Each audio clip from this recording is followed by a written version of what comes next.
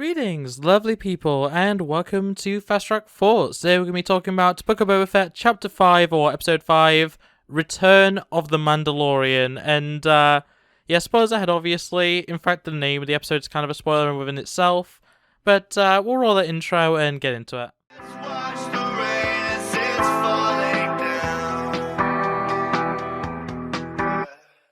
So the episode opens up in a location I don't think we've ever seen represented in Star Wars, not to my knowledge at least, a butcher's.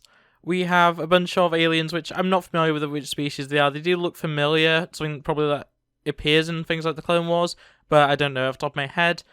Just cutting up meat, and yeah, just doing the generic butcher stuff. There's hanging meat and stuff. It's all pretty normal butcher stuff, just with aliens and slightly weird architecture, which I just think is kind of funny. That it's like there are some elements of the Star Wars universe that are so very close to like reality. But in any case, it's actually Mando, and my notes are literally, holy shit, it's actually Mando. I was not sold on the idea that Mando was going to be returning this episode.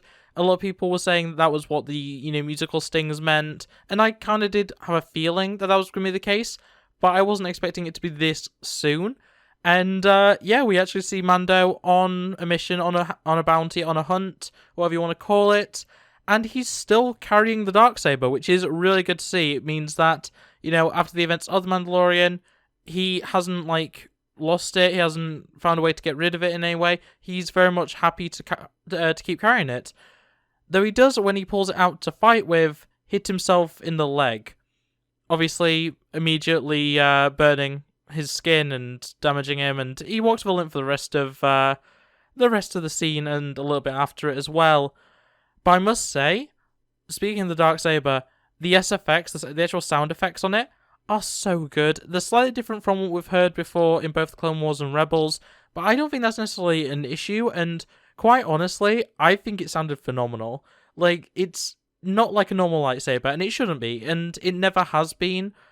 But even just the lightsaber, or the Darksaber, sorry, being, pulled in, actually turned off, deactivated, the sound of it sounds so clean, and honestly, a lot of sound design in Star Wars can be a bit hit or miss. The Darksaber, regardless of medium, whether it's the Clone Wars version, the Rebels version, or now the Mandalorian / Book of Boba Fett version, they all just sound phenomenal. And aesthetically, the Darksaber is such a cool thing. I'm so happy we get to see so much of it in the Mandalorian and Book of Boba Fett. But, we then have Mando basically beating up the people that are protecting the guy he's after, and then he just straight up just cuts the guy he's after in half. Because he's kind of angry that he cut himself, I guess. But he shows himself to be a kinder person by the fact that he does then just basically go out to the workers that, he's just killed their boss. And he went, there's credits in there, they're not mine. You can have them, take what you want. You're kind of free of the labor now. You can do whatever you want with it. And I'm not going to stop you as long as you don't stop me. And it works. He gets away easily, even though he's injured. And, I think that it's a very good reintroductory scene for Mando. And that is literally the cold open for the entire episode, which I think was good. I'm really happy that Mando is back. We then see what is literally a Halo ring, just like what you'd see if you actually played the Halo video games, which is kind of weird. It's very derivative, but it is literally a ring world. And I know ring worlds have existed in sci-fi for far longer than the Halo series, but especially when, there's recently been a Halo game release, Halo Infinite, it seems really weird to be introducing Halo rings into Star Wars main canon, because I do believe, I'm not 100% sure, that they have existed in the Expanded Universe, in Legends, but this is the first time we've seen a ring world of any kind in, official canon. So, it's interesting. A lot of people like to say that canon is realistically just the shows and the films. So, in that case, there's, finally true canon Halo rings in Star Wars, which are very, very interesting. We have a long scene of just Mando being very much about getting his money, getting his information, and then leaving. very business. He's not really interested in the small talk, in the finer things that a lot of bounty hunters do actually actively get up to, and we do see that a lot of the time within Star Wars, of just bounty hunters being very much up for just having a meal with the person that hired them and stuff. Mando's not like that. He's very much just, give me my money, I've done the thing you wanted me to do, let me go. And I quite respect that out of it, and it is very on character for him.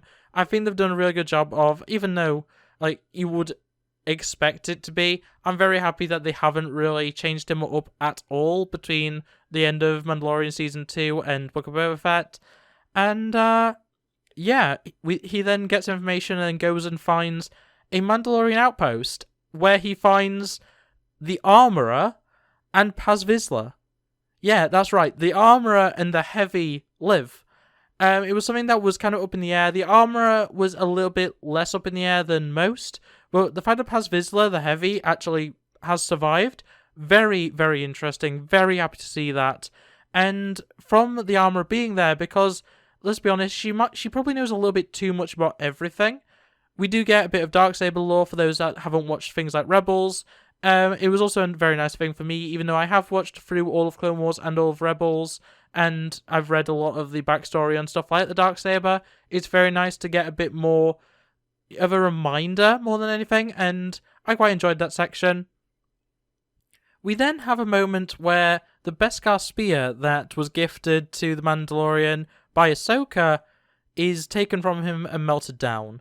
And the Armorer essentially says that Beskar should be used for armor, not for weapons. And I'll get to something that I think kind of goes against that she does in a moment.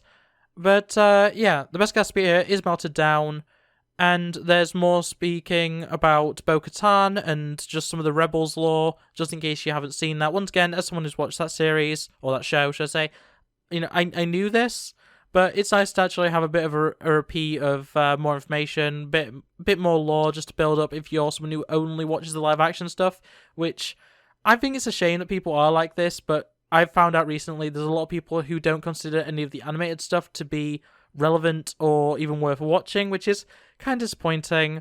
I really suggest Clone Wars and Rebels are two of the best pieces of animated television ever made, in my opinion. Especially the last 2 seasons of Clone Wars are exceptional. But in any case, where was I up to in my notes? So we find out that the reason why the specific group that Paz Vizsla and the Armorer and stuff belong to, the reason why they survived the Purge is because they were on the moon of Concordia, or one of the moons of Concordia, which I haven't double-checked it, so I may be wrong here. Isn't the moon of Concordia or one of the moons of Concordia, where Boba is from? Jango is from? I'm pretty sure that's what he says, that he's from one of the moons of Concordia, or he doesn't say it, because I think he says that he's from Bocta? I think he's from he says he's from Bocta, but isn't he? I believe something to do with Concordia is related to the Fett lore, which is very interesting. We have the Mandalorian Purge is actually shown on screen, so we see a lot of TIE bombers just bombing the hell out of Mandalore. We don't see anything too specific on showing the death of Mandalorians or anything, but the fact that we see the destruction of the planet, very interesting, very good that we're finally actually seeing that on screen. And then we also get a sight of the Empire using droids to finish off Mandalorians, because we do see some dead bodies of Mandalorians getting shot at by both K1 class security droids, as well as the probe droids that we quite often see, especially in the video games. It's quite nice to actually see them being used offensively, because usually they are just scouts and nothing more, especially in the films. That's basically what they're used for. We then have the whole thing with the Beskar spear being melted down. It's going to be forged, or it is forged, into some sort of armor or some sort of item for Grogu, which is really nice. I do like that they are consistently using his name now. Even the armor is saying Grogu rather than the child or the foundling or anything like that. They're all using Grogu. I think that's probably for the best. I'm someone who was very happy to actually have a name for Baby Yoda. though I'm going to still call him Baby Yoda consistently. But yeah, they all made a point of calling him Grogu, and I think that's probably for the best, just for a bit of like consistency when it comes to how characters are going to refer to him. And there are characters I'll get into in a little bit that do refer to him as like Little One and stuff like that. But I'll get onto that. The armorer knows a lot about everything, which I kind of mentioned earlier, but it includes like how Jedi function. It's like she was someone who knew about Jedi in The Mandalorian. Like, it was something that she was able to tell Mando about. But the fact that she knows, like, how Jedi culture functions is just kind of like... I feel like there's more to the armorer than we are led to believe. And I am interested to see if we see more of the armorer, especially after something that does happen in the episode. We then have a little, sparring practice between Mando using the Darksaber and the armorer using her hammer and pincher grabber thing. I don't know what you'd call it, but her thing for pulling things out of the fire when she's smelting stuff. And that makes me question, so Beskar tools are fine, but not weapons?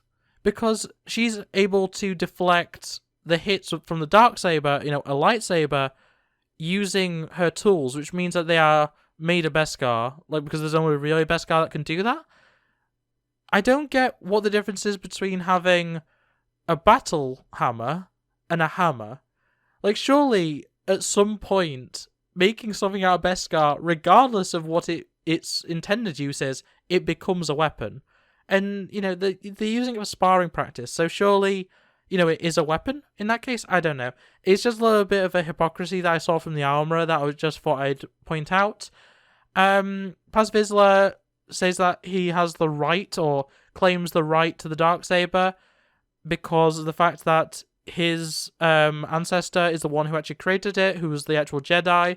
I mean, he's not exactly wrong about it, but, I don't know, the trial by combat thing is something that's very heavily a part of Mandalorian culture, so, Vizsla doesn't really have any right to it, in all honesty. Paz is actually shown to have the shield tech that we saw in the Clone Wars, which is very interesting. It might have appeared in Rebels, I don't remember it, but essentially it's just one of the gauntlets has a little shield that deflects blaster bolts, and can also do some very basic deflection of things like lightsabers. Basically anything that's energy-based, it can deflect pretty well. And yeah, he also has a vibroblade, which is one of the few things that can deactivate a lightsaber. We don't see it used in that way, I don't believe. But yeah, vibroblades, they can cut through anything technically, and they can deactivate things like lightsabers and darksabers and stuff like that.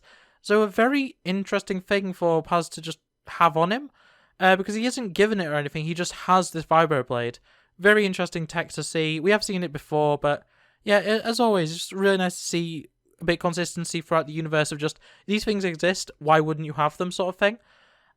We then have a whole moment of the armorer, after Mando has defeated Paz Vizsla, we then have a scene of the armorer basically being like, Paz, have you ever removed your helmet?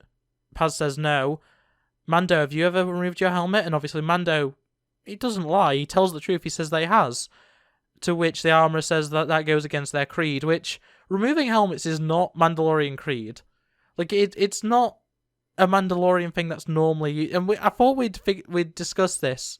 I thought that Mando would actually, be like, no, actually, I've met Mandalorians that are way more Mandalorian than you, claim to be.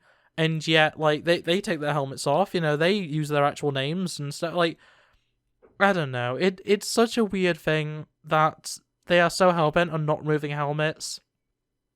I don't know how I feel about it. There's so many Mandalorians that we've met throughout Clone Wars, Rebels, and Mando and Book of Boba Fett. For none of them to take their helmets off consistently, it's just for all of them to take their helmets off consistently, except for this handful that we've seen in The Mandalorian, it's a bit odd. But because of his trespassings and the fact that traditionally forgiveness could only be given by working in the Mandalorian mines, Mando's just banished from his clan of him, the armorer, and the heavy. And honestly, I like the armorer because she's a badass, but I don't really care enough to about her as like a character of voice because she's always been a bit like questionable of a character. So the fact that she and Paz Vizsla are gone potentially, I'm not happy about it necessarily, but also I don't really care either way all that much. And then Mando just tries to get off planet, off the ring world, and we find out that no weapons are allowed on commercial flights in Star Wars universe, which makes sense. And I don't know why I expected it not to be the case, but yeah, Mando has to he has to drop off all of his weapons, including the Darksaber, into a carry-on thing that goes into the cargo bay of the spaceship. It's a weird scene though, because it kind of happens for no reason. You expect that, like, oh yeah, he's gonna open it up when he gets to his destination, and it's going to be empty, or there's gonna be something missing. No, that's just not how it is. It's just like added for the sake of it, I guess. I guess it does make sense that it's like they're gonna show every aspect of the Star Wars universe, but I don't know. That just seemed like a bit of a pointless addition. On the flight, we actually see a baby Rodian, or a child Rodian, a young Rodian. It's just interesting to see in live action. We've seen child Rodians in a lot of Star Wars media. There's in fact, in episode 1, we see a younger, like a teenage Rodian. So we knew that they existed and stuff, but like, it's always interesting to see more species in different stages of development and stuff. It's always interesting to me. And then the bag that the little item that the armorer made for Grogu, the little bag is actually kind of shaped like Grogu's head. It has like the ears and the head and stuff. It's quite cute. So Mando reaches his location, which is Mos Eisley, and we are shown a BD unit. You know, like BD-1 from Jedi Fallen Order. And I am struggling to remember if this was actually in The Mandalorian Season 2 or not. But if it wasn't, this may be the first time Fallen Order has actually been brought into live action in any way. And the fact is, it's a BD unit. And the one we know is BD-1. BD-1 in the game can look like anything, because the colours can be changed. So this BD unit that's in Book of Boba Fett and potentially Mando, though I can't remember, may actually be BD-1 from Jedi Fallen Order, which would be very interesting if that's the case, because we still don't know the whereabouts of the rest of that team. And it's something that I was expecting to kind of see in Mandalorian Season 2, and hopefully we do end up seeing in like Season 3. But yeah, the fact that it is a BD unit, it's called BD, and the only other BD unit we've ever seen in Star Wars is BD-1, I'm willing to bet it may actually be the one we know from the game, which would be really interesting. But yeah, alongside that, the mechanic is back from Mandalorian Season 2 and Season 1 as well. And R5 is also there. And the reason why Mando has gone to Mos Eisley to meet with the mechanic is because she has found a replacement for the Razor Crest, which obviously was destroyed in Season 2, sorry. And the replacement she has is a Naboo starfighter. Yeah, like the ones that we used at the end battle for Episode 1. And yeah, it's really interesting. You know, they even say it's an N1. You know, it's the actual Royal Guard starfighter of Naboo. And yeah, it's just interesting. I'm all for them bringing back Episode 1 stuff and just prequel stuff in general. It's nice to get references to. But yeah, we have a Naboo starfighter. We then find out, and this is something that I think might have already been knowledge, but it just kind of caught me up by surprise. The mechanic has dated Jawas, apparently. That's what she says. And it turns out the Jawas are furry. They're furry. And I can get, after she said it, I looked at them, and like you can see there's fur on their hands. I've just never properly looked at Jawas, I guess. But yeah, Jawas are apparently furry. I don't know if that was a surprise to anyone else. It certainly was to me, though. We have a lot of Scurriers are in this episode. Scurriers are little, they're kind of like aardvarks, kind of, or anteaters, that kind of thing. Just very small little creatures that have that sort of like snout look to them. Very cute. I like Scurriers are great. Gonks are great as well. We have a Gonk droid. It goes gonk, gonk, gonk. Because Gonks serve two purposes. They are batteries, and they say gonk. That's their purpose in life, and I love that. I love Gonks. By the end of all the repairs and stuff to the Naboo starfighter, it's very clean. It's only got a little bit of yellow on it. It's mostly silver. And Mando ends up running the pod race track with it. Like, not officially, like, not in a pod race, but, like, he just flies across that location, which is very interesting. And then he's pulled over by some New Republic X-Wings. And one of them is one of the ones, it's not Jon Favreau, it's the other guy that we've seen in The Mandalorian. They let him off for speeding and having a few things that are just kind of off about it. Like, he has a new engine in the Naboo starfighter, so it's like it's not been set up properly. So yeah, we're probably going to see some issues with the New Republic being on Mando's tail a little bit in the future, but for now, very interesting. I like having the return of some characters from The Mandalorian as much as possible. When the Mando eventually gets back and he's asked how it was, he says wizard. Obviously another episode 1 reference. We get a lot of episode 1 references, to be fair. But yeah, wizard. That old slang term that no one has used in like 20 years. But anyway, Fennec arrives. Yeah, because this is the Book of Boba Fett. We needed a character from the main cast of the Book of Boba Fett to appear in this episode. But yeah, Fennec's here. And Mando agrees to work for free, in fact. He was offered payment, and he basically said, no, I'll help Boba for free. But he wants to visit Grogu first. So, next episode, I don't think Mando will be in it, because I think, unless it's another Mando-focused episode, because he's going to be visiting Grogu again, just to see how he's doing and give him the gift. And then, otherwise, that is the episode. So, I'm very interested to see what happens next time, whether we do actually see more Mando content, or whether it's Book of Boba Fett again. You know, we go back to following Boba while Mando is off-world. That could be interesting. I'd kind of want to see more Mando, because honestly, this was my favourite episode so far. And that's kind of sad that the episode of Book of Boba Fett that I've most enjoyed so far is the episode that Boba Fett is not in.